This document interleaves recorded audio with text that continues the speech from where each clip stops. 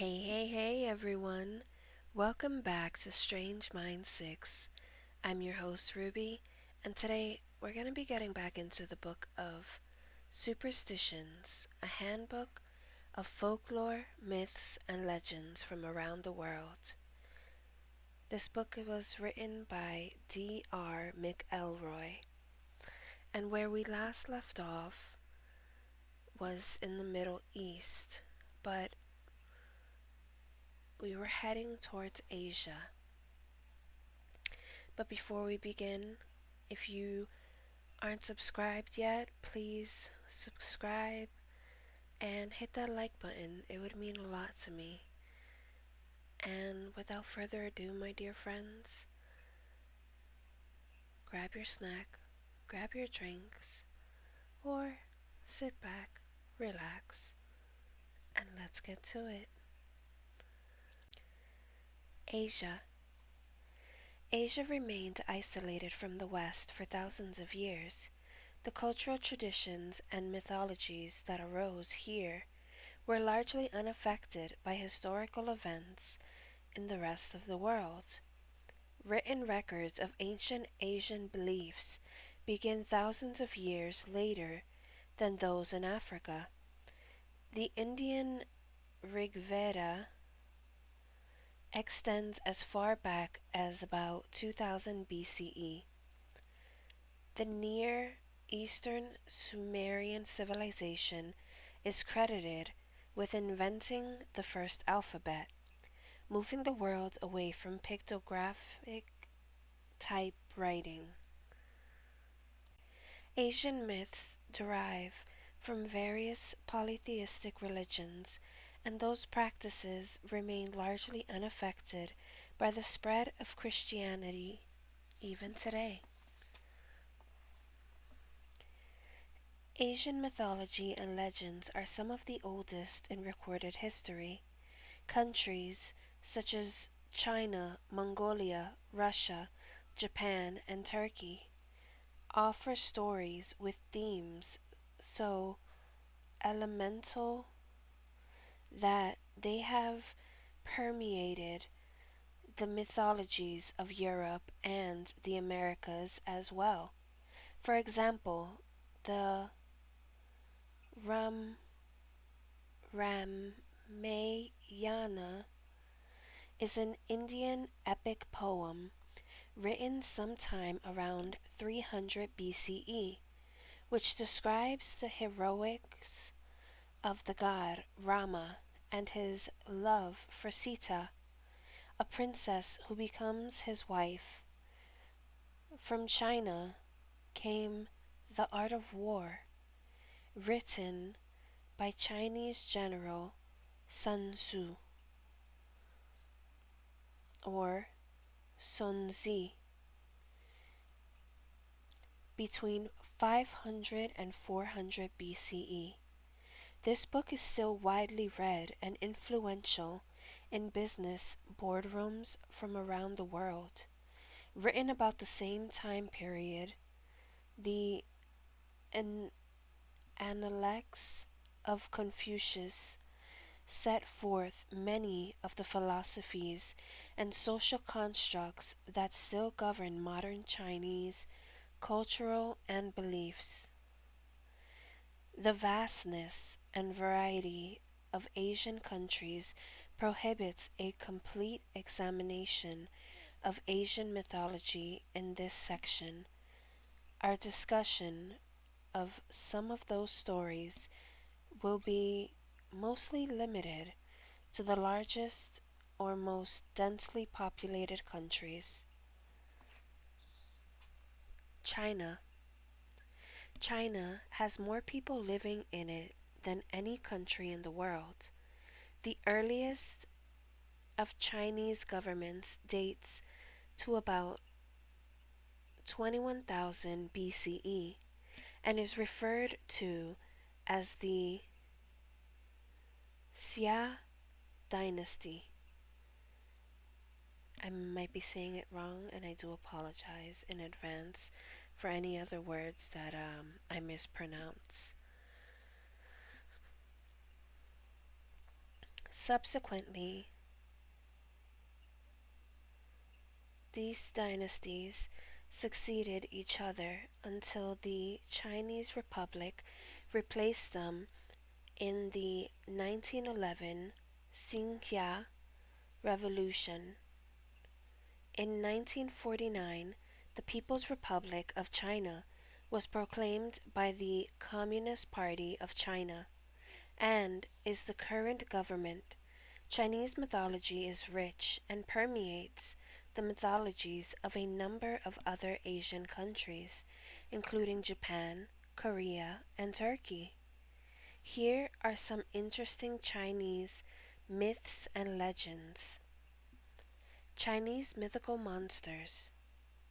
There is a huge pantheon of Chinese creatures of myth. Some of the most interesting follow. Hoyu,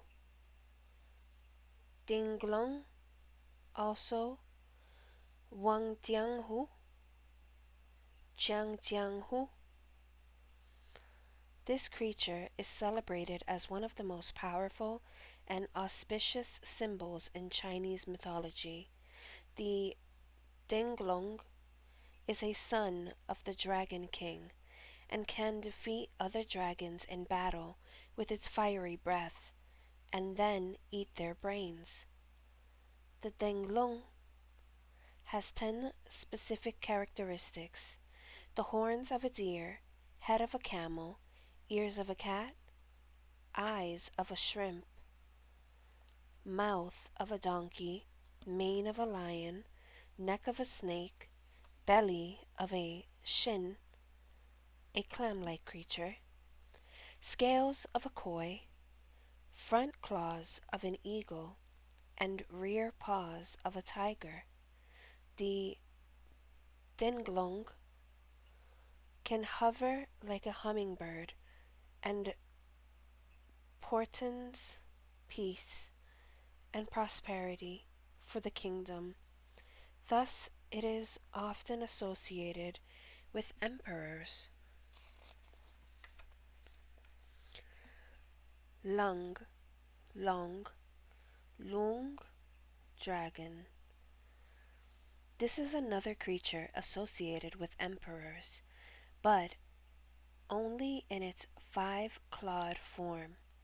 Normally, the lung has 4 claws and specific characteristics similar to the Denglong.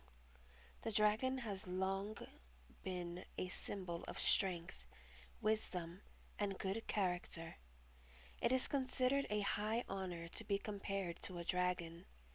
There are over 100 different dragons in Chinese mythology. Just a few are listed below.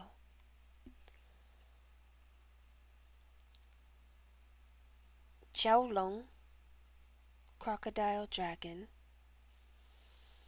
Hornless or scaled, king and defender of all aquatic animals. Tianlong, heavenly dragon. Celestial dragon that guards heavenly palaces and pulls divine chariots, also a name for the constellation Draco. Yinglong, responding dragon. Winged dragon associated with rains and flood. Fusun Glong, hidden treasure dragon, underworld guardian of precious metals and jewels associated with volcanoes. Huang Long, yellow dragon, hornless dragon representing the emperor. Shulong, torch dragon, a giant red dragon solar deity. It supposedly had a human face on a snake body. It created day and night by opening and closing its eyes, and it created seasonal winds by breathing. Qilong, demon dragon. The Chinese word qi means either hornless dragon or mountain demon. Japan. Excuse me. Japan. Japan is a country made up of about 7,000 islands, of which Honshu is the largest. Japanese, Chinese, and Korean peoples share a common genealogy, and much of their culture, languages, and tradition are similar as well. Similar enough, in fact, that these countries have developed a unilateral alphabet known as kanji or hanja in Korean, which combines these characters shared between the different languages. Utilization of kanji has exploded exponentially in the 21st century with the widespread use of the internet. When we look at Japanese culture and mythology, it isn't a surprise to see numerous similarities to Chinese and Korean traditions. For example, the superstition around the number 4 being unlucky is for the same reason in both Japan and China. The word for 4 sounds the same as the word for death, making the number 4 terribly unlucky. There is also a curious superstition surrounding the use of electric fans, though found in Japanese culture too. This particular superstition is prevalent in Korean culture, where it is thought that sleeping in an otherwise unventilated room with an electric fan blowing on you can cause death. This belief seems to have arisen at about the same time as the introduction of the electric room fan to Asia. Perhaps it is a result of mistrust of Western technology, or just a reaction to the novelty of electricity in general. Either way, this superstition persists in Korea and parts of Japan even today. The Japanese religion of Shinto is animistic, that is, every living and non-living thing has a spirit, referred to as musubi. Kami are the pantheon of spirits and phenomena that are worshipped. Many of these spirits are associated with animals, which play an important part in Japanese mythology. Japanese gods and goddesses. Since everything has a spirit in Shintoism, there aren't many supreme gods and goddesses. Here are a few. Amaterasu-Omikami. Amaterasu is the all-powerful goddess of the sun and the universe. Bishamon. Bishamon is the protector of human life, fighter of evil, and bringer of good fortune. Hachiman no Kami, god of war. More properly, god of instruction in the arts of war. Hachiman is often symbolized by a dove, ironically, our symbol for peace. Inari Okami, god of sake, pronounced sake. Tea, rice, fertility, agriculture, and industry, as well as the patron of swordsmiths and merchants. Inari is typically depicted as androgynous, or either male or female. They are also sometimes referred to as a couplet of 3 or 5 individual kami. Inari is the kami of foxes, and the literature on them is extensive. These tales are known as kitsune. Kitsune means fox in Japanese. The familiar red torii gates seen in Japanese gardens were first used to mark the entrance to Inari shrines. Red is the color of foxes. In another interesting twist of the mythology, Inari's personal kitsune, which carry the deity's messages and guard their shrines, are depicted as white in color rather than red. White is considered an auspicious color. The kitsune have their counterparts in Chinese, huli jing, and Korean, kumiho, gumiho, hangul, hanja, mythologies as well. There, the fox is often a trickster, causing grief and trouble for dullards, slackers, and drunks, as well as honest, hard, scrabble folk. Kitsune are also shapeshifters.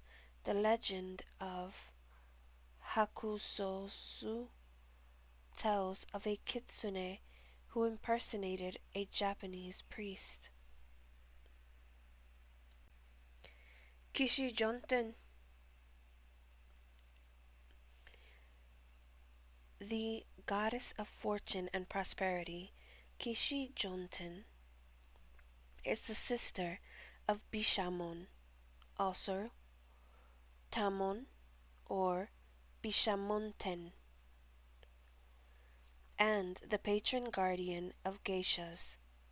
In ancient Japan, Kishijonten was invoked for good luck and success, particularly for children. The historic roots of both Bishamon and Kishijonten can be traced to Hindu deities.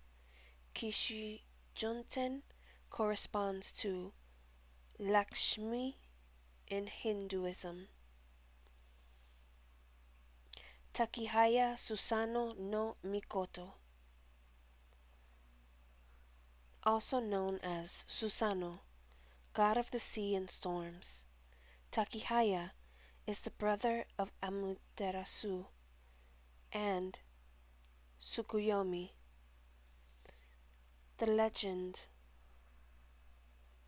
of these siblings' births is that they were born of the great god Izanagi as he bathed away the pollutants from his visit to the underworld, Yomi no Kuni. Amaterasu was born from Izanagi's left eye, Tsukuyomi from his right eye, and Susanoo from the god's nose. Tsukuyomi-No-Mikoto. Tsukuyomi is the moon god and brother/husband of Amaterasu.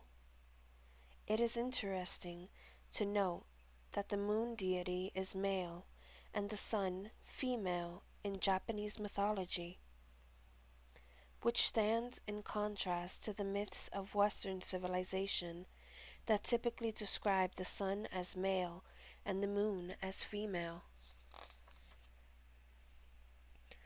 Japanese mythological monsters is where we will leave off for the next video. So definitely tune in next time. And thank you guys for spending some time and listening to these stories and these folklore myths and legends from around the world. This has been Leslie, aka Ruby, sharing these beautiful stories with you as I'm signing off.